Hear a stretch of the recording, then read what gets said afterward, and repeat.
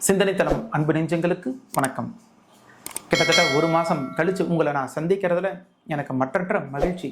இந்த ஒரு மாத காலமாக எனக்கு உடல்நிலை சற்று சரியில்லாத காரணத்தால் நான் ரெஸ்ட் எடுக்க வேண்டிய சூழ்நிலை ஏற்பட்டது. அதனாலேயே எந்த ஒரு வீடியோவும் நான் போஸ்ட் பண்ணலை. எனக்கு என்ன ஒரு நெகிழ்ச்சியான விஷயம் அப்படின்னா, எந்த ஒரு படத்தையும் பார்த்து உடனே சுட சுட நான் ரிவ்யூ பண்ணணும் அப்படிங்கிற ஒரு எண்ணமும் கிடையாது. உங்களுக்கே தெரியும், என்னுடைய வீடியோலாம் ஒன்றா லேட்டாக தான் வரும், எப்போது தான் அன்னைக்கே வரும். திரைப்படம் வந்து ஒரு வாரம் கழிச்சுனா கூட நான் வீடியோ போட்டிருக்கேன்.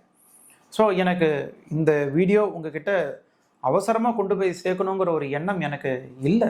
ஆனால் அதையும் மீறி என் மீது என் வீடியோவை பார்த்து நம்பிக்கையும் அன்பும் வச்சிருக்கிற உங்களுக்கு எப்படி நன்றியை சொல்லணுங்கிறது எனக்கு தெரியல. ஏன்னா இந்த ஒரு மாத காலத்தில் கிட்டத்தட்ட இந்த கடைசி 2 வாரம் என்னை தெரிந்த பல நண்பர்கள் ஏன் உன்னோட வீடியோ வரவே இல்லை அப்படின்னு உரிமையாக கேட்டதும் சரி, வீடியோ பார்த்து அது மூலமாக நட்பு வட்டத்துக்குள்ளே வந்த சில நண்பர்களும் சரி, என்னுடைய வீடியோ வராததை அன்போடு கண்டித்தார்கள். இப்போ தான் உனக்கு வியூஸ் வர ஆரம்பிச்சிருக்கு, இப்போ தான் உனக்கு சப்ஸ்கிரைபரே தவழ ஆரம்பிச்சிருக்கு, ஏற ஆரம்பிச்சிருக்கு, இந்த நேரத்தில் ஏன் வீடியோ போடலை அப்படின்னு கேட்டாங்க உரிமையாக. அவங்ககிட்டையும் நான் இது சொன்ன உடனே அவங்க புரிஞ்சுக்கிட்டாங்க. ஸோ இதுதான் எனக்கு ஒரு பூஸ்ட் மாதிரி ஆச்சு. என்னடா நம்ம ஒன்றுமே பண்ணலை, நம்ம இஷ்டத்துக்கு வீடியோ போகிறோம், அதுக்கும் மதித்து நமக்கு சப்போர்ட் பண்ணுறாங்க அப்படின்னு ரொம்ப நெகிழ்ச்சி ஆகிட்டேன் நான். இனி இது தடையில்லாமல் தொடரணும் அப்படின்னும் ஆண்டவனை பிரார்த்தனை பண்ணிக்கிறேன். வாங்க நிகழ்ச்சிக்குள்ளே போகலாம். ராஜ்கமல் ஃபிலிம்ஸ் இன்டர்நேஷ்னல் தயாரிப்பில் கமலஹாசன் அண்ட் மணிரத்னம் இணைந்து திரைக்கதை எழுதி, மணிரத்னுடைய இயக்கத்தில் கமலஹாசன், சிலம்பரசன், நாசர், த்ரிஷா, ஐஸ்வர்யலக்ஷ்மி, அபிராமி, சின்னி ஜெயின், வையாபுரி, அசோக் செல்வன், பக்ஸ் பகவதி பெருமாள் இவங்கெல்லாம் நடித்து இன்னைக்கு தியேட்டரில் ரிலீஸ் ஆகிருக்கிற தக் லைஃப் படத்தை பற்றி இந்த வீடியோவில் நம்ம பார்க்கலாம். இதுக்கு எப்படி கதையும் திரைக்கதையும் எழுதியிருக்காங்க அப்படின்னா, நாசரும் கமலஹாசனும் மிகப்பெரிய கேங்ஸ்டர்ஸ். பெரியவர் சின்னவருங்கிற கேரக்டரில் இவங்க ஒரு டீமு. இவருக்கு அப்படியே ஆப்போசிட்டில் மகேஷ் மஞ்சுரேக்கர் அப்படிங்கிறவர், அவர் மிகப்பெரிய தாதா. இவங்க 2 பேர்த்துக்கும் ஆகாது ஒரு சமாதான பேச்சுவார்த்தை எப்போ போலீஸ் ஷூட் அவுட் ஏற்பட்டு அங்கே ஒரு காமன் மேனை இந்த தாதா கோஷ்டி சுட்டுறாங்க. அவங்களுக்கு பார்த்தீங்கன்னா 2 சின்ன பசங்க, ஒரு சின்ன பையன், ஒரு குட்டி பொண்ணு. சந்தர்ப்ப சூழ்நிலையில் அந்த பையனும் அந்த குட்டி பொண்ணு தங்கச்சியும் பிரிஞ்சிடுறாங்க. கமலஹாசன் தான் அந்த பையனை காப்பாற்றி கூட்டிகிட்டு வராரு. ஒரு கட்டத்தில் போலீஸ்கிட்ட இருந்து அந்த பையனை வச்சு தான் இவர் தப்பிக்கிறாரு. அதனால் அந்த பையன் மேலே இவருக்கு ஒரு அன்பு ஏற்பட்டு அந்த பையனை வளர்க்குறாரு. அந்த பையனுக்கு ஒரு வாக்கு கொடுக்குறாரு, எப்படியாவது உன் தங்கச்சியை உன்னோட நான் சேர்த்து வைக்கிறேன் அப்படின்னு அவரும் தேடுறாரு. அந்த குட்டி பையன் சிலம்பரசன், அவரும் பார்த்தீங்கன்னா கமலஹாசன் மாதிரியே ஒரு தாதாவாக மாறுறாரு. இவரோட ஃப்ரெண்ட்ஸ் எல்லாம் பார்த்தீங்கன்னா ஜோஜோ ஜார்ஜ், பக்ஸ் பகவதி பெருமாள், இந்த மாதிரி ஒரு கூட்டம். இவங்க எல்லாருமே ரவுடிங்க. இவங்க எல்லாத்துக்குமே பார்த்தீங்கன்னா ஒரே ஒரு எண்ணம், எப்படியாவது கமலஹாசன் அப்படிங்கிற ஒரு ஆளுமை கீழே சரிச்சுட்டு நாம் அந்த இடத்துக்கு வரணும் அப்படின்னு தான் உள்ளுக்குள்ள ஆசை. ஆனால் யாரும் அதை வெளியில் சொல்கிறது கிடையாது. சிலம்பரசனுக்கு அந்த மாதிரி எந்த ஒரு ஆசையும் கிடையாது. ஆனால் ஒரு சந்தர்ப்ப சூழ்நிலையில் மற்றவங்க பேச்சை கேட்டு இவரும் கொல்றதுக்கு பிளான் பண்ணுறாங்க. அதிலிருந்து கமலஹாசன் தப்பிச்சாரா இல்லையா, இதுதான் மீதி கதை. இந்த படத்தினுடைய மிகப்பெரிய பலம் அப்படின்னு பார்த்தீங்கன்னா நடிப்பு தான். கமலஹாசன் ஆகட்டும், சிலம்பரசன், நாசர், த்ரிஷா, அபிராமி எல்லாருமே கச்சிதமாக நடிச்சிருக்காங்க. என்ன கேரக்டரோ அதுக்கேற்ற மாதிரி அழகாக பண்ணியிருக்காங்க. கமலஹாசன் ஆகட்டும், சிலம்பரசன் ஆகட்டும், இவங்க 2 பேரும் சேர்ந்து வர்ற காட்சியெல்லாம் ரொம்ப பிரமாதமாக இருக்குது, நல்லா ஒர்க் அவுட் ஆகிருக்கு. அதுக்கப்புறம் நாசர் எஸ்டாப்ளிஷ்டு ஆக்டர் அப்படிங்கிறத நிரூபிச்சிருக்காரு. அதே மாதிரி அபிராமி ஆகட்டும், கொஞ்சம் சீன் தான் அவங்களுக்கும் நல்லா நடிச்சிருக்காங்க. த்ரிஷாவோட கேரக்டர்லாம் ரொம்ப பிரமாதமான கேரக்டர். இங்கே பார்த்தீங்கன்னா ஒரு நெகட்டிவிட்டி அவங்க மேலே பரப்பிட்டு இருக்காங்க, நெகட்டிவ் தான் பரப்புகிறாங்க. அந்த கேரக்டர் நம்ம புரிந்து கொள்ள கொஞ்சம் கடினம். ஏன்னா அந்த மாதிரியான ஒரு திரைக்கதை ஏற்படுத்திட்டாங்க. அதனால் அது ஒரு வேறு மாதிரி ஆகிடுது. அது பின்னாடி நம்ம பேசுவோம். த்ரிஷாவுடைய கேரக்டரும் சரி, அவங்களுடைய நடிப்பும் சரி, நல்லா பிரமாதப்படுத்தியிருக்காங்க. இந்த படத்தில் இன்னொரு பாராட்ட வேண்டிய விஷயம் என்னன்னா கமலஹாசன் தாங்க. இந்த படத்தில் கமலஹாசன் என்ன பண்ணியிருக்காரு, சிலம்பரசனுக்கு ஈக்குவலாக இடம் கொடுத்துருக்காரு, ஸ்பேஸ் கொடுத்துருக்காரு. இன்னும் சொல்லப்போனால் சிலம்பரசன் வர காட்சிகள் எல்லாமே கமலஹாசனை விட அதிக கைத்தட்டல் பெறுது. தன்னை கம்மி பண்ணி சிலம்பரசனுக்கு இடத்த கொடுத்துருக்காரு. அந்த வகையில் கமலஹாசனை நிச்சயம் பாராட்டி ஆகணும். அடுத்த தலைமுறைக்கு இடத்த கொடுத்துருக்காரு. நிச்சயமாக அதை வரவேற்க வேண்டிய விஷயம். நெக்ஸ்ட் டெக்னிக்கல் சைடு நம்ம பார்த்தோம்னா சினிமாட்டோகிராஃபி ரொம்ப பிரமாதப்படுத்தி இருக்கிறாரு. அதுவும் நிறைய ஃபைட் சீக்வன்ஸ், கார் சேசிங் சீக்வன்ஸ்லாம் அந்த சேஸ் பண்ணுறப்பயே அந்த காரை சுற்றி வர மாதிரிலாம் காட்டுறாரு கேமராவோட. அதெல்லாம் எப்படி எடுத்திருப்பாங்க அப்படிங்கிறது ரொம்ப ஆச்சரியமாக இருக்குது. லைட்டிங்ஸ் எல்லாமே பக்கா, எந்த இடத்துலையுமே துருத்திட்டு இருக்காது. ஸ்டன் சீக்வன்ஸை பொறுத்த வரைக்கும் அன்பறிவு நல்லா பண்ணியிருக்காங்க. இந்த ரயில்வே ஸ்டேஷனில் ஜோஜோ ஜார்ஜோட நடக்கிற ஒரு சண்டை காட்சியாகட்டும், அப்புறம் ஒரு கார் சேசிங் ரெட் ஃபோர்ட்டில் நடக்கும், அப்புறம் கிளைமேக்ஸ் சீனில் சிலம்பரசனுக்கும் கமலுக்குமே நடக்கிற ஃபைட் சீக்வன்ஸு, இந்த மூணுமே நல்லா டாப் கிளாஸில் பண்ணியிருப்பாங்க. உங்களுக்கு தெரியும் ஏஆர் ரஹ்மான் பாட்டு ஓகே. பிஜிஎம் இந்த 2.0 படத்தில் ராஜாலி நீகாலி அப்படின்னு ஒரு பாட்டு இருக்குது 2.0ல. அந்த பாட்டில் வர ஒரு பீட்டு தாங்க இந்த படத்தில் நிறைய வருது. அதனால என்ன ஆகுதுன்னா, நமக்கு அந்த பிஜிஎம் வர்றப்ப எல்லாமே நமக்கு அந்த 2.0 படம் தான் நினைவுக்கு வருது. அதுபோக சில இடத்துல நல்லாவே மியூசிக் பண்ணியிருக்காரு. நல்லவேளை இந்த முத்தமழை சாங்கெல்லாம் வரலை. ஏன்னா அந்த படத்தினுடைய பாட்டு எல்லாமே லேட் 90s early 2000s வந்த ரஹ்மானுடைய பல பாடல்களுடைய கலவை தான் முத்தமழை சாங்கு. அதெல்லாம் வரல. வந்திருந்ததுன்னா நம்ம அந்த காட்சி தான் நினைவுக்கு வரும். பேக்ரவுண்ட் மியூசிக் சில இடத்துல நல்லா இருக்குது. ஆனால் மணிரத்னம்க்கு ஏஆர் ரஹ்மான் எப்படி கொடுப்பாரு அந்த மாதிரி ஒரு எதிர்பார்ப்போடு போனீங்கன்னா உங்களுக்கு ஏமாற்றம் தான் மிஞ்சும். இந்த விண்வெளி நாயகா பாட்டு கூட அப்படி தான். மியூசிக் நல்லா இருக்கும், ஆனால் அதை சரியான இடத்துல பிளேஸ் பண்ணியிருக்க மாட்டாங்க, அதுக்கு காட்சியும் ஏற்படுத்தியிருக்க மாட்டாங்க. ஸோ இதெல்லாமே ஒரு குறை. அடுத்து திரைக்கதை பற்றி சொல்லணும். மணிரத்னமுடைய படங்களை திரைக்கதை தான் மிகப்பெரிய ஒரு பலமே. ஆனால் எந்த இடத்துல மிஸ்டேக்குன்னு தெரியல. 2 பேரும் சேர்ந்து எழுதுறதுனால யாரோ ஒருத்தர் காம்ப்ரமைஸ் ஆக வேண்டிய சூழ்நிலை ஏற்பட்டிருக்கு அப்படிங்கிறத எனக்கு புரிஞ்சிக்க முடியுது. அதனாலேயே திரைக்கதை தோய்வாக தான் இருக்குது. செகண்ட் ஹாஃபில் அந்த ஃபர்ஸ்ட் ஹாஃப்க்கு உண்டான முடிவுலாம் இருக்குது இல்லைங்களா, பிரச்சனை முடிவுலாம், அதெல்லாம் முடிக்க தெரியாமல் அவசர கதியில் முடித்த மாதிரியான ஒரு ஃபீல் கொடுக்குது. ஸோ அதனால் என்ன ஒரு பிரச்சனை ஏற்படுதுன்னா, இந்த படத்தினுடைய மைய கருன்னு இவங்க சொல்கிறாங்க இல்லையா, இறந்ததாக கருத்தப்படும் ஒருத்தன் மீண்டும் வந்தால் எப்படி இருக்கும் அப்படின்னு. ஸோ அதிலிருந்து இவங்க விலகி போகிறாங்களோ அப்படின்னு ஒரு எண்ணம் வருது. இது ஒரு பக்கம். இல்லை இந்த ரங்கராய சக்திவேல் நாயக்கர் கமல்ஹாசன் இருக்கார் இல்லையா, அவருடைய முனைப்பு எல்லாமே சிலம்பரசனோட அவனுடைய தங்கச்சியை சேர்த்து வைக்கணும்.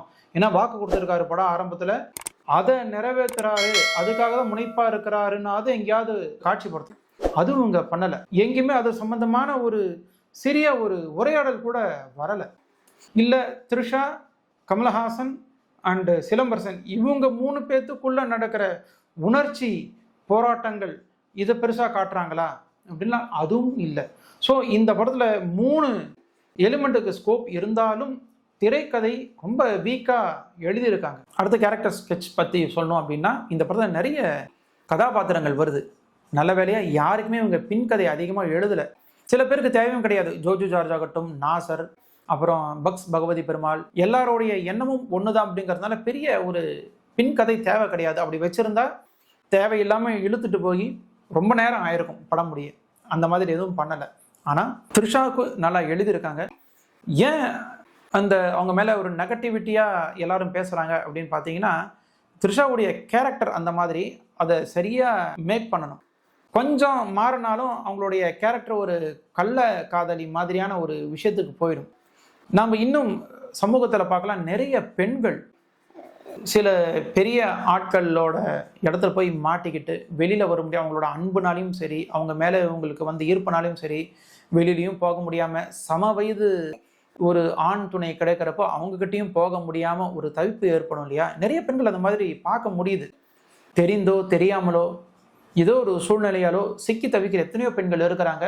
கிட்டத்தட்ட த்ரிஷாவும் அந்த மாதிரியான ஒரு பெண்ணை தான் பார்க்க முடியுதே தவிர்த்து, வேணும்னே சில பேர் பண்ணுறாங்க இல்லையா, பணத்துக்காகவோ இல்லை டைம் பாஸ்க்காகவோ 2 பேர் வயது வித்தியாசம் கொண்டவர்களோட தொடர்பு வச்சுக்கிற மாதிரி அந்த மாதிரியான ஒரு கேரக்டர் கிடையாது. இந்த இடத்துல மணிரத்னமை பாராட்டணும். அந்த மாதிரி எழுதியிருக்காரு நல்லா. அதனாலேயே என்ன ஆகுதுன்னா, கமலஹாசனுக்கும் த்ரிஷாவுக்கும் நடக்கக்கூடிய அந்த வயதை மீறிய காதல் நமக்கு பார்க்க முடியல, சகிக்க முடியல. அதே மாதிரி கமலோட கேரக்டர் பார்த்தீங்கன்னா எந்த பெண்ணும் பார்த்து சவலப்படுறவர் மாதிரியும் காட்டலை. ஏதோ ஒரு பொண்ணு, அந்த பொண்ணோட இவருக்கு ஒரு ஈர்ப்பு ஏற்படுறது. அதே மாதிரி மனைவி மேலேயும் நேசமும் இருக்கு, காதலும் இருக்கு அப்படிங்கிறதும் காட்டுறாங்க. என்ன ஒரு பிரச்சனைனா, அவருக்கு அப்படியே அந்த பெண் ஒரு சந்தர்ப்ப சூழ்நிலையில வேறொருத்தர்கிட்டையும் போய் சேர வேண்டிய சூழ்நிலை வருது. அப்போ அந்த பொண்ணோட தவிப்பு எப்படி இருக்கும் அப்படிங்கிறதும் காட்டியிருக்கிறாரு. இது சமூகத்தில் பல இடங்களில் நடந்துட்டு இருக்கிற விஷயம்தான். அதை நான் இப்பவும் சொல்கிறேன், இதுக்கு நான் சப்போர்ட் பண்ணலை, ஆதரவு தெரிவிக்கலை, ஜஸ்டிஃபை பண்ணலை. இது நடக்கிறத எடுத்து காட்டிருக்காங்க. எத்தனையோ பெரிய ரவுடிகள் அந்த மாதிரி தான் இருக்கிறாங்க, தாதாக்கள் அப்படி தான் இருக்கிறாங்க. வயது வித்தியாசம் பார்க்காம ஈஸியாக சிறு பெண்களோட சல்லாபம் ஏற்படுத்துறது, காதலில் விழுவுறதெல்லாம் நடந்துட்டு இருக்கு. அதுதானே இந்த படத்தினுடைய கதையும், அதுதானே தக் லைஃப் அப்படிங்கிறது. என்ன, ஒரு ரவுடியோட வாழ்க்கை. நல்லவனாக இருந்து ஏன் ரவுடியாக வரான், ஒரு ரவுடி அவனுடைய வாழ்க்கை இப்படியெல்லாமும் இருக்கு அப்படிங்கிறத அவங்க காட்டியிருக்காங்க. இது முடிக்க தெரியாம அவங்களுக்கு ஒரு எண்டு வச்ச மாதிரி தான் இருக்கு. இதே பாலச்சந்தரா இருந்தாருன்னா இந்த மாதிரியான விஷயங்கள் ஹேண்டில் பண்றதுல அவர் கில்லாடி. சமூகத்தினுடைய பார்வை எப்படி இருக்குங்கிறத அழகா காட்டியிருப்பாரு. இவங்களுக்கு அந்த பாலச்சந்தரோட ஹேண்டில் இவங்களுக்கு வரலை. அவர் எப்படி கையாள்வாருங்கிறது இவங்களுக்கு வரலை. அடுத்து இவரு ரவுடி தான். என்ன ரவுடியில ஒரு நல்ல வகையான ரவுடி கமல்ஹாசன் காட்டுறாரு. அதனால ஆரம்ப காலத்தில் 90s வர்ற கமல் ஒரு துடிப்பாக இருக்கிற மாதிரியும், அதுக்கப்புறம் வயது ஆக ஆக ஒரு முதிர்ச்சி வெள்ளந்தியான பேச்சு வர மாதிரி எனக்கு தெரியல. வயசானா எல்லாரும் வெள்ளந்தி ஆகணுங்கிற அவசியம் கிடையாது. ஆனால் கமல்ஹாசன் நிறைய இடங்கள்ல அப்படியே ஒரு அப்பாவித்தனமான முகபாவனைகள் வைத்து பேசுகிறப்பெல்லாம் சில இடத்துல ரசிக்கிற மாதிரி தான் இருக்குது. என்னன்னா, ரவுடித்தனம் கம்மி பண்ண ஆள் அந்த முதிர்ச்சியின் காரணமாக எப்படியெல்லாம் பேசுவார், எப்படியெல்லாம் அணுகுவாருங்கிறது தான் நமக்கு காட்டுறாங்க. அந்த காட்சி படுத்தின விதம், திரைக்கதையில் சொதப்பல் ஏற்பட்டதுனால நம்மளால் அது புரிஞ்சிக்க முடியல, தப்பாக போகுது. அது வாஸ்தவம் தான், இவங்க கரெக்டாக எடுத்தால் தான் கரெக்டாக தெரியும். ஆனால் அதை அளவுக்கு மீறி கமலஹாசன் பண்ணுறப்போ தான் நமக்கு இடத்துல எரிச்சல் வருது. என்னென்னா, பழனி படத்தில் சிவாஜி கணேசன் அந்த அண்ணன் தம்பிங்க மூலமாக பிரச்சனை ஏற்பட்டுடும். சிவாஜி கணேசன் ரொம்ப நல்லவராக இருப்பார். அப்போ ஒரு ரொம்ப அப்பாவியான ஒரு முகபாவனையெல்லாம் கொடுப்பார் இல்லையா? கிட்டத்தட்ட அந்த மாதிரியான ஒரு முகபாவனை தான் கொடுக்குறார். சில இடத்துல கமலுடைய அந்த சின்ன சின்ன ஆக்ஷன்ஸ் நியூவான்சன்ஸ் நம்ம ரசிக்கிற மாதிரி இருந்தாலும், சில இடத்துல ஏடா ஒரு பெரிய ரவுடி துப்பாக்கி வச்சு ஹேண்டில் பண்ணுற தெரியுது, ஊரையே அடித்து ஒலை வைக்க தெரியுது, அதாவது ரவுடிங்களையே பந்தாட தெரிகிற அவரு ஒரு வெள்ளந்தியான பேச்சு, வெள்ளந்தியான முகாபாவனை கொண்டவரை எப்படி இருக்க முடியும் இல்லையா? ஸோ அதுக்குண்டான அளவான உடல் மொழி கொடுத்துருந்தாலே போதும். நான் ரொம்ப நல்லவன் அப்படிங்கிற காட்டணுங்கிற அவசியம் கிடையாது. அது நமக்கு ஒட்டலை. அப்புறம் அசோக் செல்வன், அப்புறம் அவங்களுடைய மனைவியாக வர ஐஸ்வர்யா லட்சுமி, இவங்க 2 பேர்த்துக்கும் மனமாகி டைவர்ஸ் அப்படின்லாம் சொல்கிறாங்க. அது கதைக்கு தேவையே இல்லை. எந்த இடத்துலையும் கதைக்கு அது ஒரு மைலேஜ் கொடுக்கவே இல்லை. அடுத்த கட்டத்துக்கு திரைக்கதையில் இன்ட்ரெஸ்டிங் எடுத்துன்னு போகலை. மணிரத்னம் படத்தில் இந்த மாதிரியான சொதப்பல்கள் நான் பார்த்தது கிடையாது. ஆனால் மனுஷன் மேக்கிங்கில் பட்டையை கிளப்பிட்டாரு. மேக்கிங் தான் மணிரத்னம்னாலே எழுத்து, மேக்கிங் தான். இந்த படத்தில் எழுத்துல சற்று தொய்வு. ஸோ இந்த படம் பார்க்குறப்போ நாயகனுடைய தொடர்ச்சியாகவும் கொஞ்சம் நேரம் இருந்தது. அதுக்கப்புறம் செக்க சிவந்தவானம் படத்தினுடைய ஒரு அடுத்த பார்ட் பார்க்குற மாதிரியே ஒரு ஃபீல் தான் இருக்கே தவிர்த்து இது ஒரு தனி படம் அப்படிங்கிற மாதிரி ஒரு உணர்வு எனக்கு ஏற்படலை. அடுத்த வசனங்கள் பற்றி சொல்லணுன்னா, சில வசனங்கள் நல்லா இருக்குது, ரசிக்கிற மாதிரி இருக்குது. சிலதெல்லாம் சுமாராக தான் இருக்குது. மணிரத்னம் படங்கள்லேயே வசனமும் காட்சி அமைப்பும் தான் முத்தாய்ப்பாக இருக்கும். ஆனால் இந்த படத்தில் அந்த அளவுக்கு இல்லை. ஆனால் அதுலேயும் ஒரு வசனம் வருதுங்க. அது எப்படி மணிரத்னம் அலோவ் பண்ணார் அப்படிங்கிறது எனக்கு ஆச்சரியமாக இருக்குது. என்ன பண்ணுறது, ஊரில் பல பேருக்கு பிபி சுகர் வியாதி இருக்கிற மாதிரி எனக்கு இது அப்படிங்கிறாரு. பாருங்கள், கல்யாணமாகி ஒய்ஃப் இருக்கிறப்போ இன்னொருத்தரை வச்சுக்கிறாரு. அப்படி தான் ஓப்பனாக சொல்கிறாங்க இல்லையா? அதை நியாயப்படுத்துறதுக்கு யார் யாருக்கு என்னென்ன வியாதியோ இருக்குது, பிபி சுகர் இருக்குது, எனக்கு இது இப்படி சொன்னால் அக்செப்டன்ஸ் ஆகிடுமா இல்லையா? இது என்ன பண்ணுது, இது ஜஸ்டிஃபை பண்ணுற மாதிரி இருக்குது இல்லையா? தப்பை நீங்கள் சரிப்படுத்துகிற, நியாயப்படுத்துகிற மாதிரி இருக்குது. ஸோ இதெல்லாம் ஒரு உடன்பாடான விஷயமா எனக்கு தெரியல, ஏற்கக்கூடிய மாதிரியும் இல்லை இந்த வசனமெல்லாம். கமலஹாசன், சிலம்பரசன் இந்த மாதிரி ஒரு கூட்டணியை வச்சுட்டு எப்பேற்பட்ட சீன்ஸ் எல்லாம் எழுதலாம். கூஸ் பம்ஸான சீன்ஸுங்கிறது ஒன்றுமே கிடையாதுங்க இந்த படத்தில். அதுதான் மிகப்பெரிய ஒரு ஏமாற்றம். ஓவராலாக இந்த படத்தை பற்றி சொல்லணும் அப்படின்னா, 35 ஆண்டுகளுக்கு பிறகு மணிரத்னம் கமல் இணையிற படம் அப்படின்னு சொல்லிட்டு ஒரு பெரிய எதிர்பார்ப்போடு போனீங்கன்னா உங்களுக்கு ஒரு ஏமாற்றம் தான் மிஞ்சும். ஸோ நேயர்களே, இந்த வீடியோ உங்களுக்கு பிடிச்சிருக்கும்னு நான் நினைக்கிறேன். பிடிச்சிருந்தா லைக் பண்ணுங்கள், ஷேர் பண்ணுங்கள், கமெண்ட் பண்ணுங்கள். இதே மாதிரி எப்போவுமே என்னுடைய சேனலுக்கு ஆதரவு கொடுங்க. மீண்டும் ஒரு நல்ல காணொலியில் நான் உங்களை சந்திக்கிறேன். அதுவரை உங்களிடமிருந்து விடைபெறுவது நன்றியுடன் ஹரிராவ்.